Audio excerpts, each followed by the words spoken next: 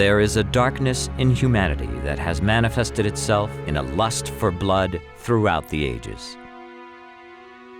The Old Testament and ancient myths catalog murder and revenge as part of the fabric of life in ancient times. Cain slew Abel. Romulus slew Remus. Unleashing the beast within is a possibility for all of us. The decision to kill from passion or premeditation has often defined our world, past, present, and future. Wars have terrorized entire populations for thousands of years. The American West was home to ruthless killers who were idolized in fiction and folklore. Evil evolved to a hideous new form with the genocidal dictators of the 20th century, such as Hitler, Stalin, and Mao Zedong, who ordered the death of tens of millions. But in the middle of the 20th century, a new and chilling phenomenon emerged in post-war Western society: the serial killer. As if fashioned from our nightmares, they terrify and fascinate us. Lurking behind masks of bland normality, they often evade capture for years, decades, or eternity. They are America's serial killers. We killed her. We jumped her body off, and that was it. Nothing to it. Every year in this country, we have about 20 serial killers, 10 of whom are apprehended, 10 of whom are on the loose. And they are, in total, responsible for some 200 deaths. So 200 victims of serial killers on a yearly basis. And what makes this particularly important for us is that the average serial killer is responsible for 10 deaths. That's a huge body count.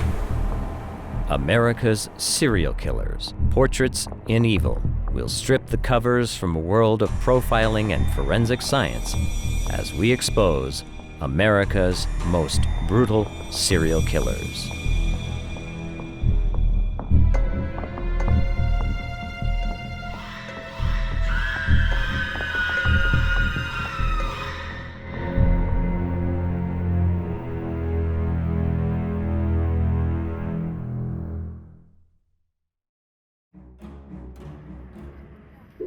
It was October 2002. And for the first time ever, Washington, D.C. was experiencing a new kind of terror. A terror that struck from a distance. People riding in their cars along the many miles of freeway surrounding the nation's capital carried with them the fear that they could be next. The next victim if they stopped to shop, stopped to fill their gas tanks, shot dead in an instant, shot dead from a distance. America had never experienced such a fear from the random acts of an unknown pair of serial killers. You know, there's a certain irony here. Statistically, there's a relatively small risk that any of us will be victimized by a serial killer. I don't mean to minimize the horror. Of course there's that possibility, but statistically, it's a pretty small risk. And yet, it's that kind of crime that attracts intense interest. These are the headline kinds of crimes. I mean, all of us, sadly, have become almost immune to the story in our newspapers and the TV news about somebody who walks into a convenience store with a handgun, or somebody who robs a bank, or somebody who lights a fire and burns down an apartment building. I mean, these are horrible crimes, but they don't shock the conscience. We're so used to them. But when we hear about a sniper who kills 12 people, when we hear about somebody who moves from community to community, calculating who to kill next, which prostitute to get, these crimes shock the conscience because they are so out of the ordinary. They are so different from what, sadly, we've become quite used to. The more ordinary rape, the more ordinary assault, the more ordinary robbery, the more ordinary kidnapping. There are these crimes that just shock the conscience. And so I fully understand why the public is preoccupied with them. I think they are so outside the box that we have this understandable need to try to grasp. Why would somebody do that? That's human nature. Why would somebody take a rifle, sit behind a barricade, and wait for innocent victims? Why would somebody do that? Why would somebody look for vulnerable children, kidnap them, torture them sexually, and kill them? It's hard for us to wrap our minds around these kinds of crimes. And it makes complete sense to me that the average human being would be both fascinated by this, horrified by this, mystified by this, and preoccupied by this. By the mid-70s, the phenomenon of serial killing was no longer a city or regional issue. The whole country was aware of these fiends who loved to kill. These brutal monsters who lived to see others die. Some, like the Zodiac killer, taunted the police, sent messages to newspapers in order to terrorize the cities where they lived. Some, such as Ted Bundy, were sexual sadists, predators who combined sex and violence for pleasure. Others, like the son of Sam, killed for the joy of killing. But why in the United States? What gave America, the world's greatest democracy, the world's wealthiest country, the cruel irony of being the world's leader in serial killing? The serial killer phenomenon, I think, is really become synonymous with this country. A lot of people think there are more here because we have basically lost our sense of community. We don't know our neighbors. We don't have good feeling for our neighborhood. We've lost a sense of in a neighborhood where you're, in the early days and you were farming, you would wave at people who went by. I don't see people waving at me in my neighborhood. And I think the other issue is the fact that we move so often. People change jobs to different locations for different jobs. And as we move, we lose our roots. And because we lose those roots, we don't develop the sense of community. I think the evolution of large urban complex societies can sometimes provide the incubator for murder, in the sense that we often know less about each other. There's more anonymity. And people who murder can sometimes go undetected because there isn't that kind of small town quality where everybody knows everyone else. There's more camouflage, there's more anonymity. The conventional answer was to blame it on the country's growth. America was becoming a very mobile, high-tech society, rapidly moving beyond its agrarian roots. Roots that had once maintained close social and family bonds. A society where serial killing was almost impossible because there was no easy prey on the fringes of the community. But that changed with urbanization. By the 70s, most Americans lived in large, overpopulated cities.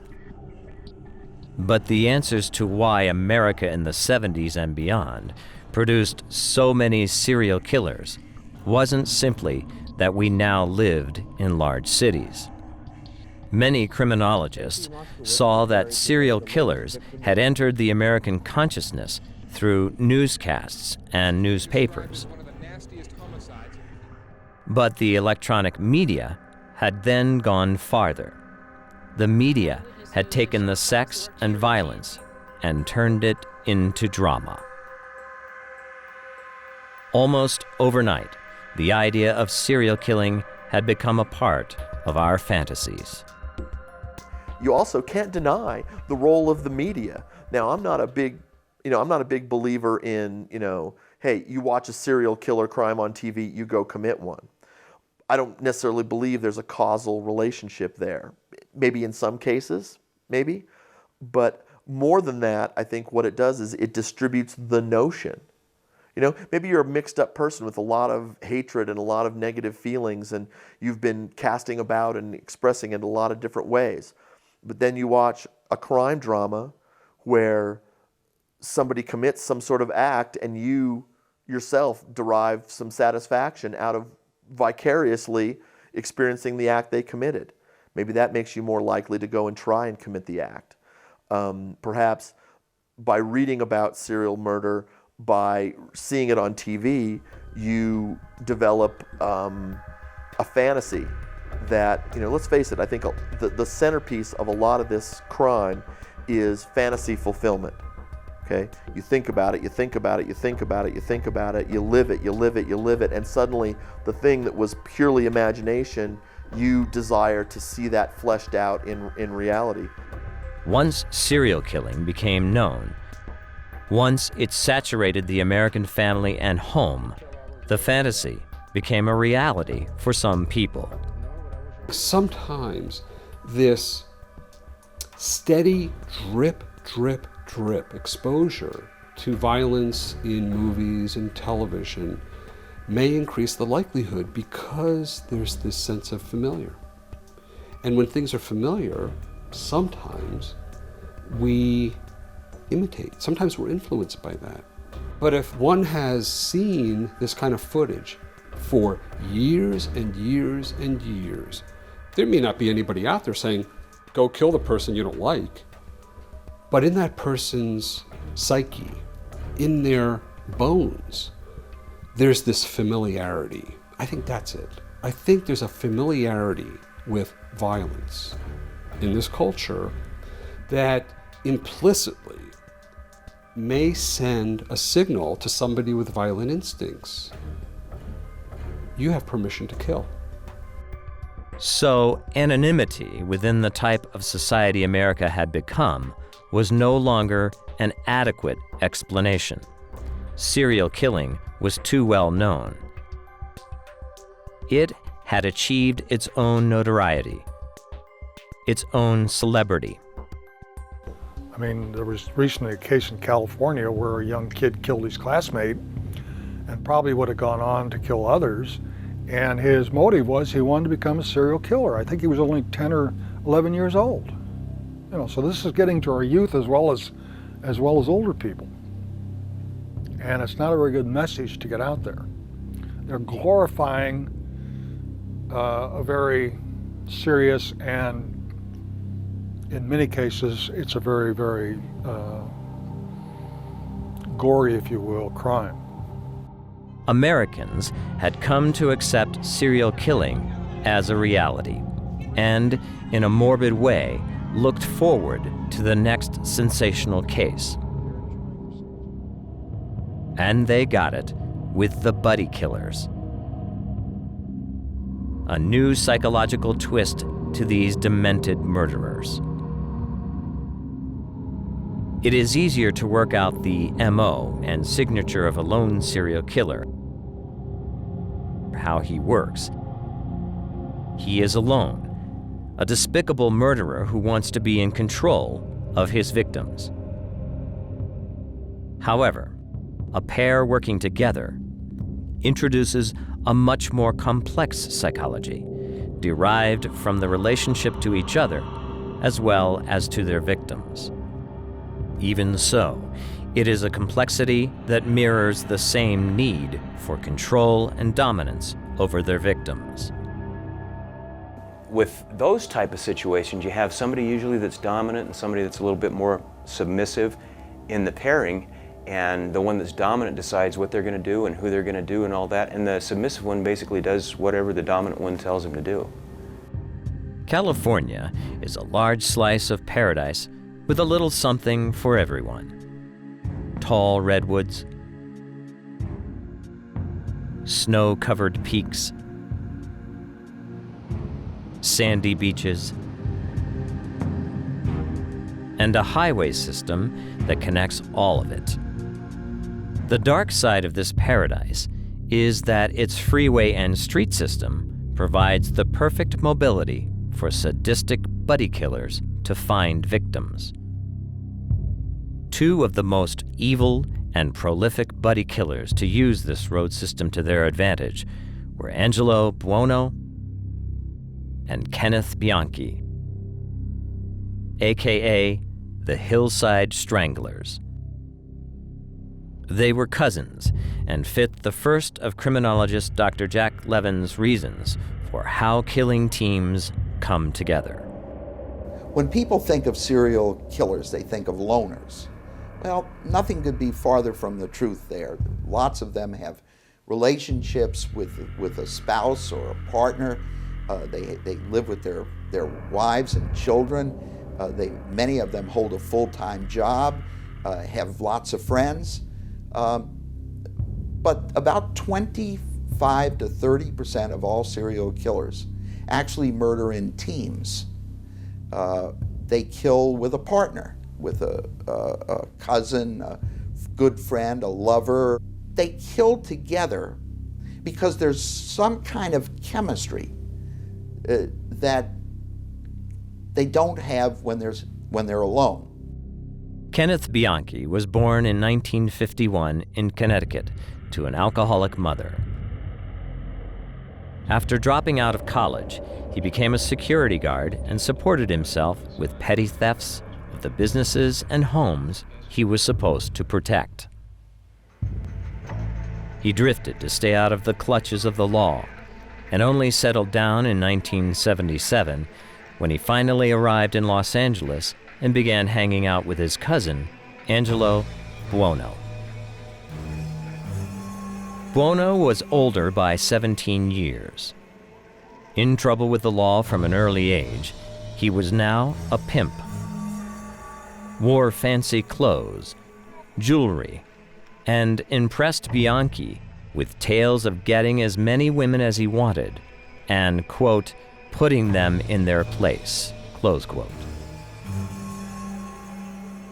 Bianchi joined his cousin as a pimp. Very quickly, the pair turned to murder. The older Buono was the mastermind. There's a number of cases of serial murder that involve more than one individual who participated.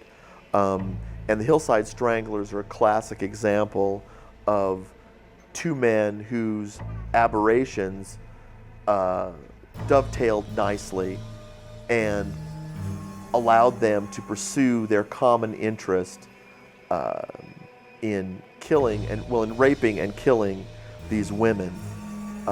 One was a dominant character. I think that's, again, pretty typical of these pairings of serial killers. Buono was a dominant personality. He was the one who really gave the orders. He was the one who really, he was the one who said, this is the night, or this isn't the night, this is the time, this isn't the time. Posing as police officers from 1977 to 1978, the pair targeted Los Angeles, easily hunting down victims. Indeed, the Hillside Stranglers' M.O. had become a staple of television, replayed in shows such as Numbers and the CSI franchise. They used this M.O. to target women. Their first, on October 18th, was a Hollywood prostitute known as Yolanda Washington.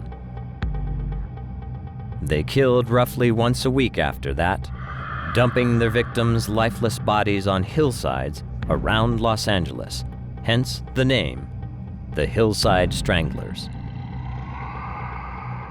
Their last victim, 20-year-old Cindy Hudspeth, was found February 16, 1978, in the trunk of her orange Datsun, driven off a cliff. Eerily, one night their trail of death took a macabre twist. Dressed in their trademark MO as police officers, they approached a young woman and asked for her ID. Her driver's license read Catherine Laurie, and next to it was a picture of her as a child sitting on the knee of actor Peter Lorre, her father. Ironically, Laurie had starred as the serial killer of children in the riveting movie M. The pair, not wanting to draw attention to themselves, left the daughter alone and moved on to another target. In addition to the Hillside Stranglers' signature of death by strangulation using a ligature, the two men tortured their victims, making them the most depraved of all the buddy serial killers. They committed some really heinous acts, like injecting people with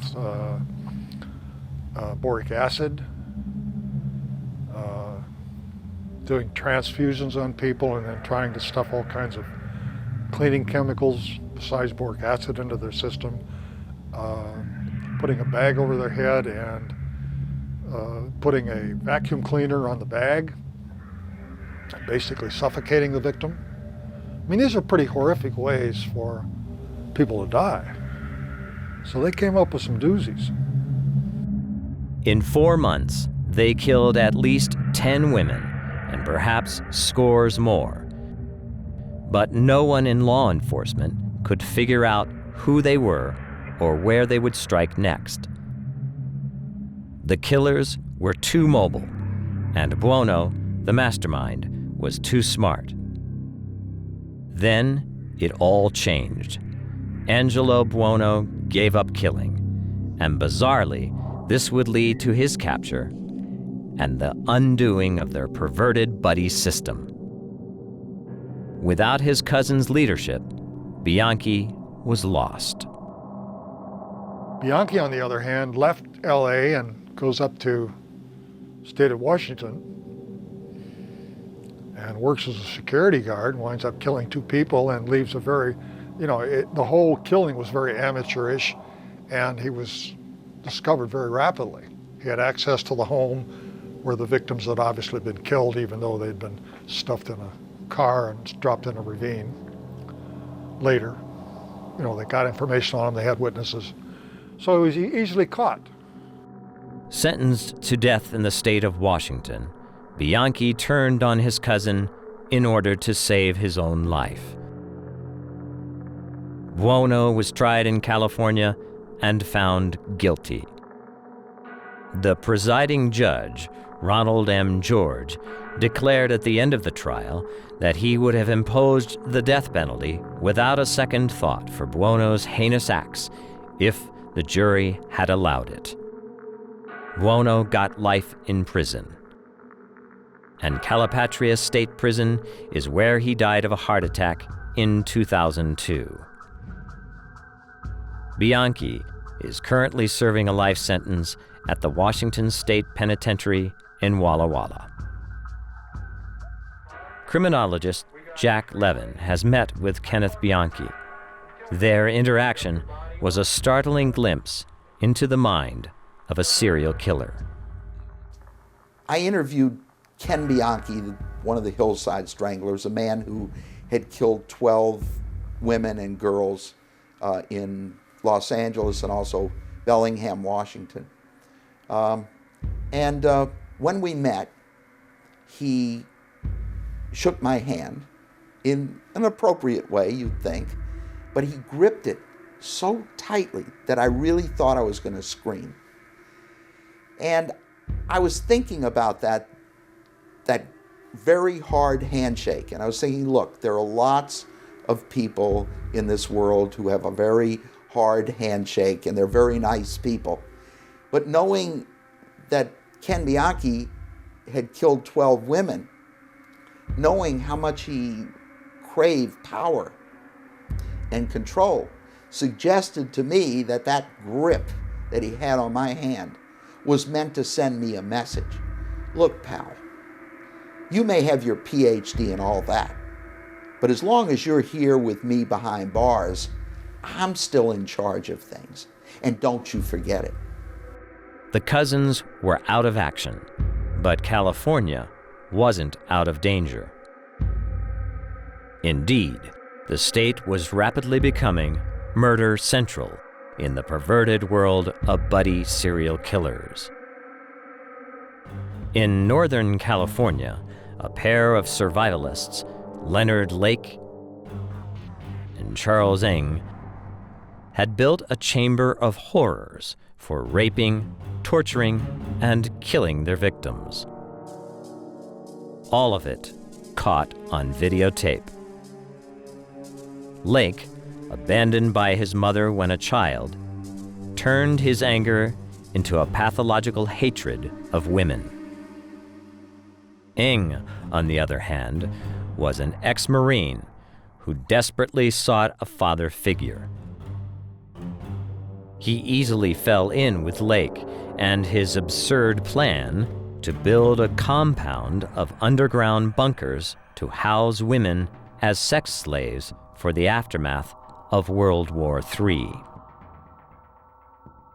In all, the perverted buddies killed as many as 12 women and men, raping the women and using the IDs and credit cards of the men to get money. They were brought to justice in 1985. While Northern California housed the torture bunker of one of the most demented of the serial killer pairs, it was once again LA that would draw attention to a new twist to this already twisted serial killing buddy system.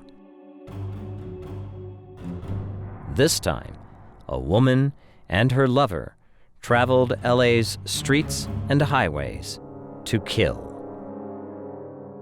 Ironically, there are more female serial killers than most people think.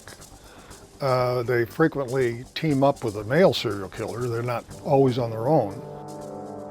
Carol Bundy, a nurse and divorced mother of two, found her killing mate in Doug Clark, a boiler engineer for the Jergens Lotion Company.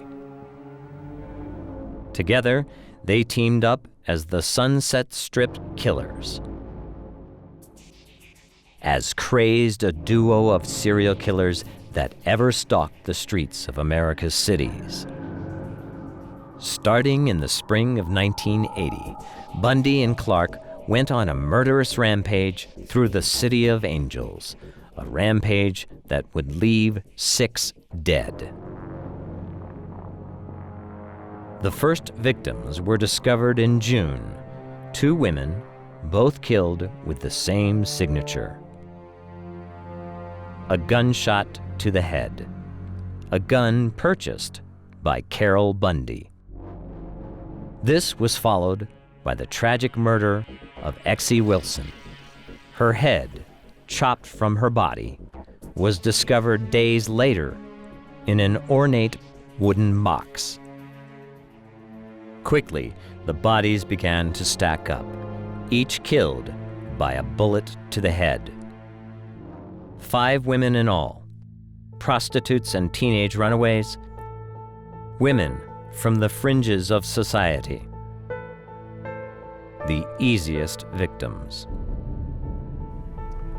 I think that the subject of the victims of these serial murders is probably something that is criminally under-discussed. These are living, breathing human people whose lives were stolen from them by these individuals. I think the fact that a lot of the victims of serial murderers were people from the fringes of society had a lot to do with not only their availability to the killer, but also to the lack of quick and decisive public response to their crimes. When prostitutes start to disappear from the street, prostitutes disappear all the time. They come and go. It's a transitory thing. Bums, hobos, the old-fashioned term, transients, homeless people,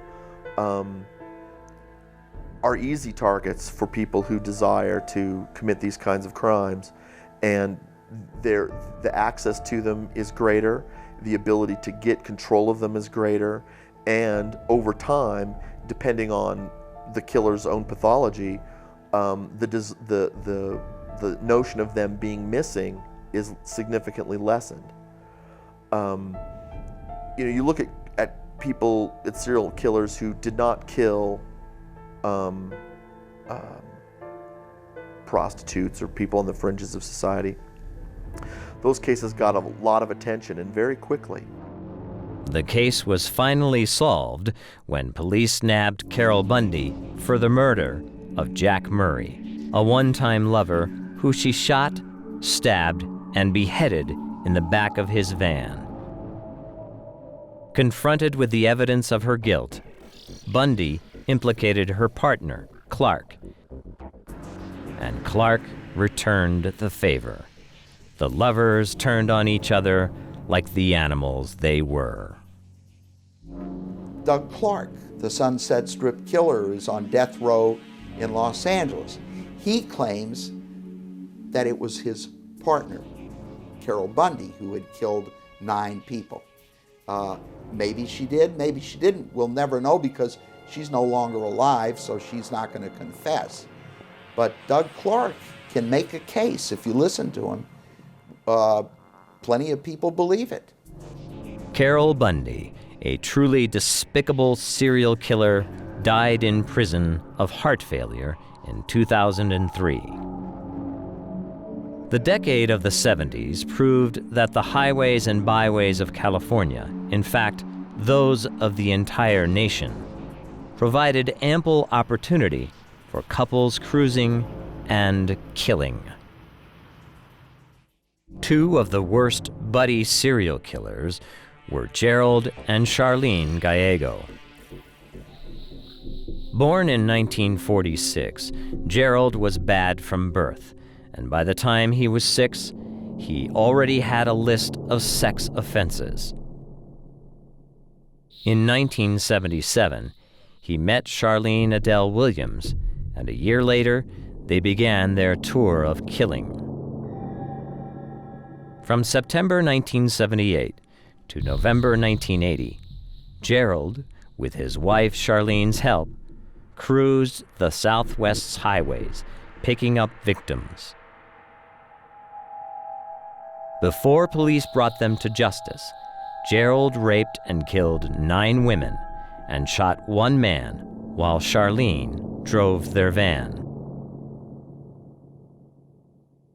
20 years after this whirlwind of death, on the opposite side of the country, 2 men with a sniper rifle turned Washington, D.C. into their own gruesome human shooting gallery.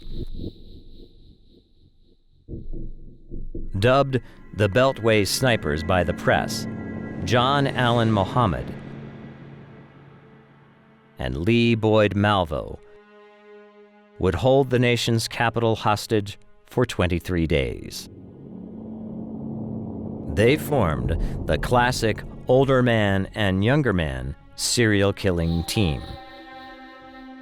Born John Allen Williams, Muhammad had joined the Black Nation of Islam, and in October 2001, at the age of 40, changed his name to John Allen Muhammad. Muhammad found Malvo at a homeless shelter and took the young teen to his house. He had lost his own children in a custody battle and now had a surrogate son, someone he could father, someone he could mentor. Only this mentoring was about depraved indifference to human life. In fact, it was their great distance from their victims that would add a new twist to the usual serial murder team. The Beltway killings were completely different, whether you want to believe they're politically motivated, whether they're religiously motivated, and they had planned to just start targeting people and just start killing them. And it wasn't for the personal contact or the personal control over somebody like you see with so many of these people. It was reaching out from a distance, reaching out literally and touching someone, where they were shooting them from a distance and killing them. They don't even see their work close up. So that's a little bit different breed of animal. Muhammad and Malvo's trek of death began in Tacoma, Washington, where, according to the Seattle Times newspaper, they practiced their sniper skills on the firing range of a gun store known as Bullseye Shooter Supply. Their first kill came in Montgomery, Alabama, when Claudine Parker was shot in a liquor store holdup. Their serial killing began in earnest on October 2nd, when, in the span of 20 hours, Muhammad and Malvo shot 6 people in Montgomery County, Maryland. All were killed with what would become the Beltway Snipers' trademark MO and signature, lying in wait and killing their victims at a distance with a single round from a Bushmaster XM-15, the perfect sniper rifle. What I think is interesting again with the Beltway Snipers, and it was in the area around Washington, again you have a pair of individuals, one person more dominant than the other, but you have a desire for a kind of anonymous crime. The victims and the killers were not only were they not connected in any specific way that they knew each other, but they were disconnected by a great deal of physical space. By killing them from a distance, you not only removed a lot of the danger of apprehension, but you also removed any up close and personal connection to the victim. Muhammad and Malvo were cowards who staked out places where people shopped, gas stations, convenience stores, on streets where they walked. The only purpose was to terrorize, create a panic. Their tactic worked. Fear shot through the communities of Montgomery County and throughout the nation's capital. Schools went into lockdown. Muhammad and Malvo widened their range, and the real plan behind their killings began to unfold. On October 7th, after Iran Brown, a 13-year-old schoolboy, was wounded as he arrived at school, police found a tarot card with the note, "Dear policeman, I am God." Over the next 15 days, with another 5 people shot and killed, their plan became clear in long, rambling messages to the police. A ransom demand of $10 million to free the nation's capital from the terror of the Beltway Snipers. The Beltway Snipers began with a profit motive. They had decided to extort $10 million from the authorities. First, they killed 5 people at random in the D.C. area in October 2002. And then they intended to stop and negotiate with Chief Moose for the money. So Malvo, the younger of the 2 killers, called the tip hotline. Unfortunately, the operator had received 70,000 tips unmanageable, unable to place in any priority level because of the vast number. And so hung up 4 times on Malvo, who got very frustrated by his inability to get through and instead killed more people. Rather than attempting to make money, they instead liked becoming celebrities. They enjoyed playing a cat and mouse game with the police and taunting them in some of their messages. I am God, meaning you'll never catch me. I'm superior to you.